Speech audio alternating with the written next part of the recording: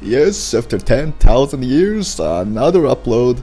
In this video, we'll be taking a look at another guy who wants to claim how gaming is completely dead for the dumbest reasons imaginable. I mean, just right off the bat, we're already encountering a massive issue with the statement, as there are no objective metrics that would point to the downfall of the entire fucking industry. Especially one as massive as the video game industry. And in fact, all metrics that do exist tell a completely different story. So then, what usually happens is that these retards making these videos start looking for any other reasons to strawman the metrics, such as the subjective bullshit like, but it's not fun, or insanely ridiculous statements like, but AAA is dying. Which is funny considering AAA makes the overwhelming majority of the metrics.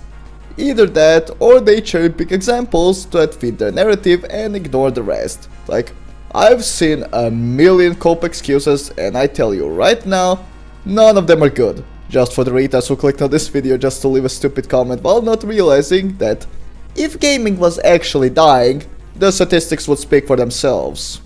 And well, out of all the copious reasons I've heard, this one has to be the most hilarious one, so why don't we check it out?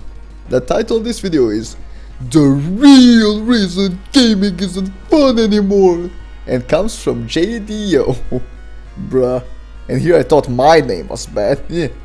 But yeah, let's sit back and relax and see how gaming must die, according to an r/gaming representative.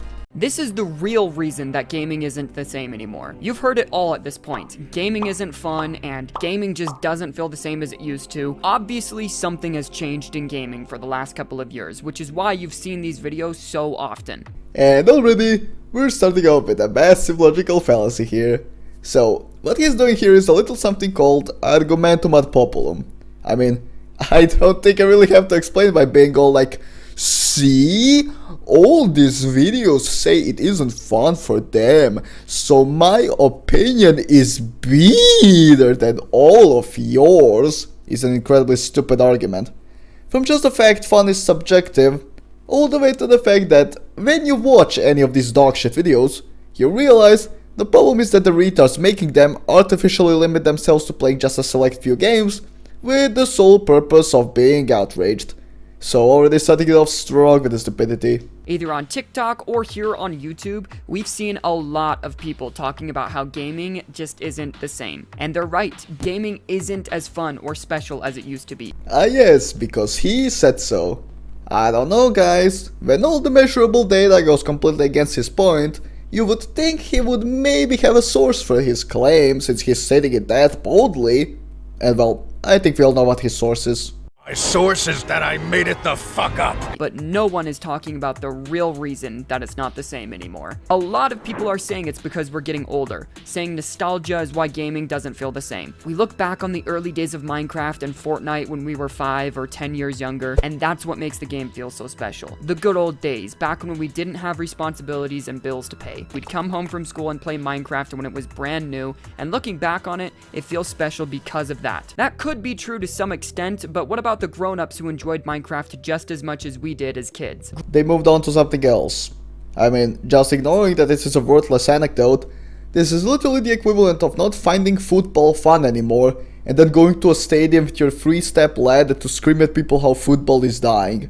And it's equally as pathetic. Grown-ups who couldn't wait to clock out and play Minecraft all night long back in 2012. What about them? Some people say it's because gaming has become too oversaturated and competitive. People making a living off of Fortnite and Call of Duty constantly playing the game and sweating their balls off trying to hit clips day in and day out. Making it so that the casual gamer, which is most of us, can't even play without getting absolutely shit on! This point is completely moot, since most PvP games nowadays have some sort of ranking or matchmaking system that prevents exactly this, by grouping players of similar skill levels together and preventing Dr. Disrespect My Wife by touching kids over here from getting in a lobby with little Timmy and unzipping his pants.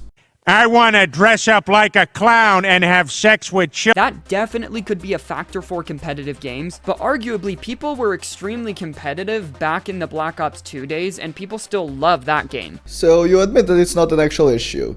got it. Or the Black Ops 3 days. People definitely sweat their dicks off on Black Ops 3. But we still loved those two games, and we have a lot of nostalgia associated with them. Sure, maybe it's more saturated now, but I don't buy it. What if I told you the real reason we aren't enjoying games anymore is because of something I haven't heard almost anyone mention before? It's because of innovation.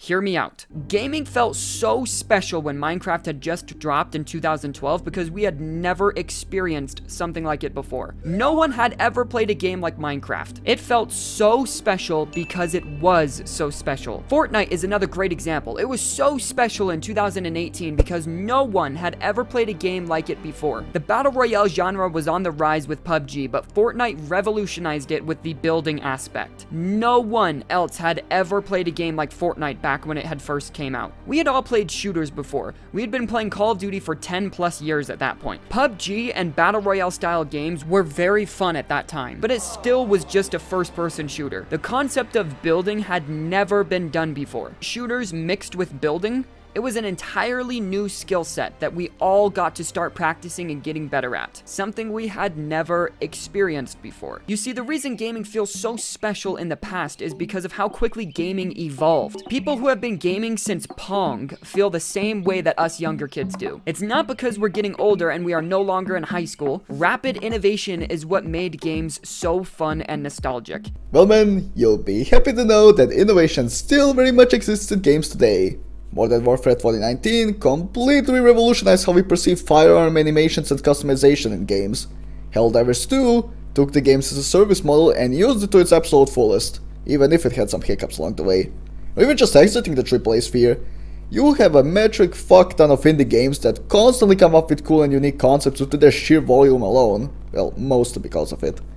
Games like Lethal Company or Ultra Kill, just to name a few.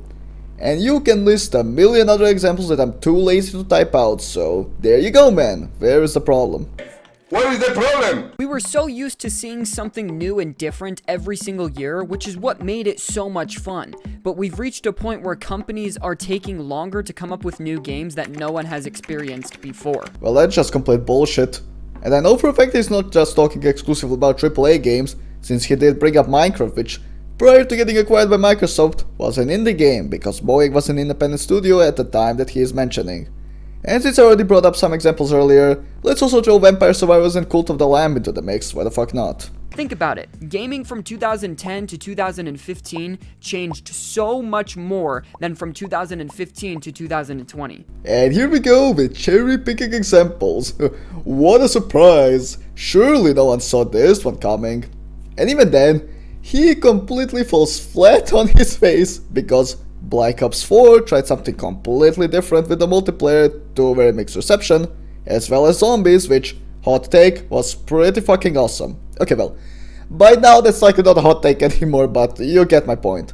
Cannot speak on the other games since I haven't played them, but yeah, Black Ops 4 Zombies, pretty good and definitely unique. Though I have heard good things about IW Zombies and Campaign too, so there's that too. In 2010, we got games like Black Ops 1, Red Dead Redemption 1, and Fallout New Vegas. All amazing classics. But within just a few short years after those, we got even more classics such as Skyrim, Borderlands 2, and Grand Theft Auto fucking 5. And more examples of how not even his cherry-picked examples are good.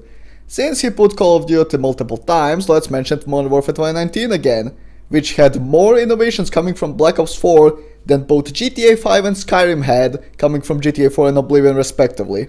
Like, surely it's not that hard to just keep that same energy. Games that are far more technologically advanced than the releases even a year prior. This made gaming feel fresh and new because it quite literally was. Every year for so long, we were getting better graphics, new concepts, and new gameplay mechanics. Oh, so he does acknowledge Modern Warfare 2019.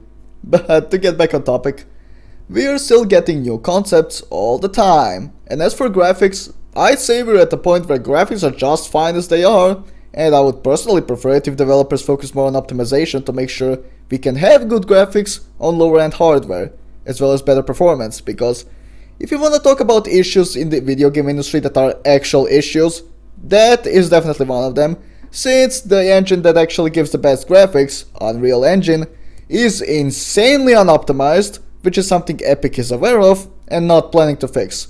Just don't tell this to the dumbass indie devs on Reddit.